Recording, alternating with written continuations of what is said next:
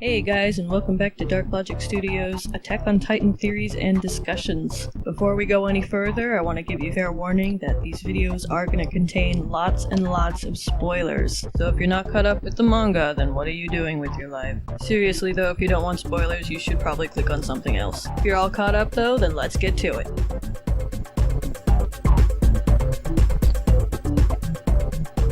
Hello everyone, welcome to another episode of A Talk on Titan, the AoT podcast.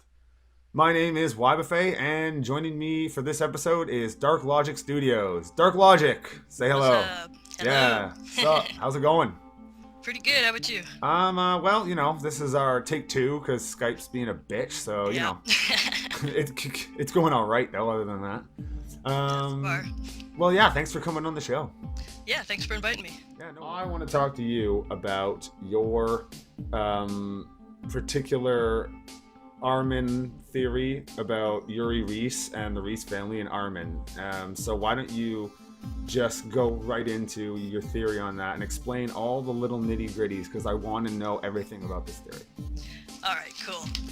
Okay, so what it's based on, first off, was, so Armin in German actually means warrior, and in Hebrew it means high place, which is interesting. But I think the last name is more interesting because it actually means eagle ruler, which ruler, obviously, like king, royalty, Yeah. and eagle, eagles are symbolic of freedom, so... Yeah. Oh, interesting. Let's assume for a second that your theory is correct, let's just say. Let's operate under that assumption. Mm-hmm. Where would Armin's parents fit in the royal family? Like, are they Yuri's brother? Like, is one of them his brother? Or, like, how did they fit in, do you think? That's a really good question because there is so little evidence, it's kind of hard to say. Right. But if I were to guess, the freaking Reese brothers, couple of dogs playing around, you know? Well, I mean, Rod definitely seems like the type. Yuri, Yeah. I don't know. He seems a little more wholesome and pious than Yeah. Rod. But I mean, Rod, look at the name. He's been sticking his rod everywhere, so, you know, whatever. I mean, that says a lot. It's just so mind-boggling to think about that Armin is a Titan. I know, I never would have imagined that he would become a Titan. It actually just kind of sunk in with me right now as we're speaking. Like, Armin is a Titan shifter. Yeah. That's so crazy to think about.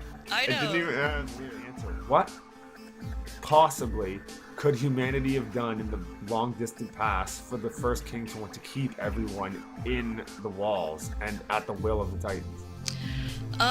Well, I actually do have a theory about this. Oh, but, okay. Well, getting right into it. Go ahead. All If right. you feel comfortable divulging it here on this podcast. Oh, yeah. Oh, Sure. right. Oh, is this the first time that you've ever divulged this theory? Yes, it is. Are we getting the legit scoop? Like, we're getting the first-hand scoop? Yeah. Yo, man. Breaking news, everyone. We're getting the scoop here first, live, except it's not really live. It's like recorded, but whatever. All right, go. Scoop me. Okay, so... I do have a big-ish theory about what I think's in the basement, though. Oh, yeah? And I have mentioned it on an occasion, but I'll mention it here again on the podcast, and maybe I'll make a video about it too, separate it from the podcast. But in terms of a Talk on Titan podcast, you're hearing it here first, live, except not really. Right on. My theory for the basement, and this might upset and or disappoint people, but my theory for the basement is that they're going to get in there and it's going to be similar to... I always thought that, for a while, I thought that Eren could never master the coordinate, but in Chapter 75, Rainer's thinking in his head, you know, if Eren masters the coordinate, then we're fucked, basically. Yeah. And so, like, I was like, that, like, well, what does that mean? Like, so Eren, you know, he's been gaining memories and powers over time, so it definitely seems like there is a possibility that Eren could master the coordinate at some point. Yeah, and I mean, it's weird. The coordinate is very vague and undefined. The Rod Reese is saying, oh, you know, only a true Reese can master it. Or no, does he say master or does he say use? I'm pretty sure he says master. Yeah, I think so. Like, the one I read, yeah. Yeah, so I mean, I guess it's possible for someone who's not a Reese to use it, but at the same time, Eren used it. Like, he utilized it the way it was supposed to be utilized. Yeah, you did. And How could he do that? Like, if maybe Rodriguez is just a bullshit liar, but Yeah. I don't And know. I wonder, like,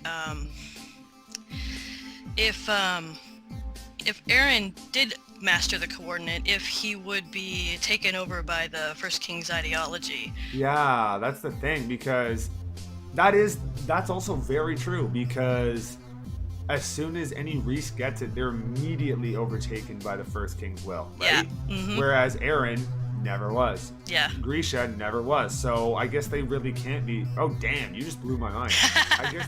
What are your thoughts on this whole Armin v Aaron traitor thing? Because I know you made a video about it. Yeah. Well, it's interesting. So Aaron's probably gonna have a lot of questions in his head, like questioning like where he came from and what he is, because his dad is a shifter who came from the village. So Aaron obviously could have, well, it seems like he does have family on the other side, so he's kind of stuck between these two worlds. And Yeah, kind of. Yeah. so I can see him having a little bit of a struggle there, and started questioning his existence. Like, he even admitted it himself in the latest chapter. Like, my only goal is revenge. It's a useless goal. Armin's goal is way better. He's even acknowledging that he's got, like, basically nothing. Yeah. He's living vicariously through Armin, kind of, at this point, in terms of wanting to see the ocean. Because Armin's the one who always gets hyped as fuck and goes like, let's see the ocean, goddammit. And everyone goes like, yeah, Armin, like, shut up, settle down, we'll see it, whatever. So Armin really, like, out of the three of them, Aaron, Mikasa, and Armin is the one who has the most kind of to live for, really. But now that we thought he was dead, and now that he's, like, quote-unquote back to life, do you think that there's still a possibility that he might die by the end of the series? I don't think so, just because that whole death scene fake out was just so extreme, you know? Right. This is like took up like half the chapter. Yeah. I think well, it's definitely a possibility. I kind of think that if, like, because Izuyama was saying in the interview that he's decided to go with his first ending, which was basically killing everybody. Yeah. That's what it sounds like. I have a feeling that Armin might be the last one standing, to be honest. Right. And the reason I say that is because Somebody said, like, oh, Armin's covered in Titan blood, and someone's like, well, actually, Titan blood evaporates almost instantly, so whenever you see someone in the series covered in blood, it's usually a human's blood. So then someone was like, oh shit, Armin's covered in blood, why did you tell me this? I cannot unsee this now, why? And it's kind of true, it makes you think, it's like, oh, hold on, like, yeah, that's kind of true, it's, whose blood is that that's on Armin right now? I don't know. It's raining human blood. Yeah, it's raining, exactly. It's like all his friends' blood, and it's like, God, everyone died except Armin. Yeah, and he's just there like a badass. Yeah. Not as risky. Erwin's plans always rely on a gamble. Mm-hmm. He's a betting man, because they're always a gamble. He goes, someone goes, hey, Erwin, what's your plan? I'm gonna gamble it. It's like, what? You're gonna gamble the lives of all these people? I'm gonna take a chance. It's like, what the fuck? But he has the balls to do it. Mm-hmm. Whereas another character like Hanji might be like, she might second guess herself. And actually, there's perfect evidence of that in the latest chapters when she says, no, we gotta kill Reiner. He's gonna be useless. And John goes, no, don't. And she lets John, no matter what she says, oh, it was my decision. That's bullshit. It wasn't your decision. You let John influence your decision, and so you made the wrong call. Reiner got away. Erwin wouldn't have made the fucking call. Erwin would have said, Reiner's useless, we gotta kill him. John would have gone, but sir, and Erwin wouldn't even have fucking listened to him. He would have just been like, shut up, John, you horse-faced bastard. I'm killing this chapter when he made her commander, I was a little worried because she's kind of batshit crazy. Yeah. But well, I mean, the Survey Corps in themselves are batshit crazy. That's true. So it's a perfect marriage. I mean, it's a blessing and a curse that it's one issue a month, because on the one hand, it's like, God, I waited all month and all I got was this chapter. Fuck. But then at the same time, it gives you a month to kind of think on what you've read. Like Yeah. you get a full month to flesh out your ideas, and if you're smart like me or you get a full month to flesh out everything that's happened in the chapter, analyze it again, think to yourself, well, what are the connections that I can find here, or what are some clues that I can pick up on here? And so it's a thinking man's and woman's manga. Yeah, that's what I like about it too, actually, is that it does give us the time to think of these theories and stuff and do this. It's part of the fun for me, so